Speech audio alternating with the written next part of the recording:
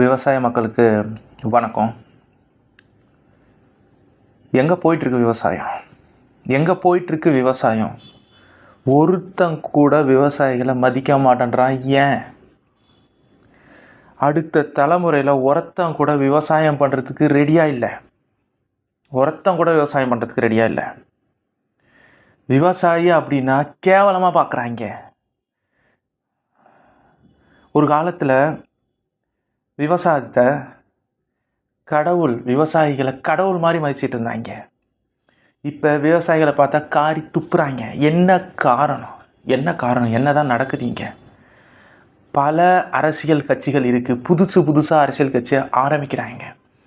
இருந்தாலும் விவசாயிகளை எவனையுமே மதிக்கிறது கிடையாது. என்ன காரணம்? நம்ம எல்லாரும் ஒன்று கூடுவோம். விவசாயிகள் எல்லாரும் ஒன்று கூடுவோம். விவசாயத்தை கண்டிப்பாக ஒரு பெரிய இடத்துக்கு எடுத்துகிட்டு போவோம். நன்றி, வணக்கம்.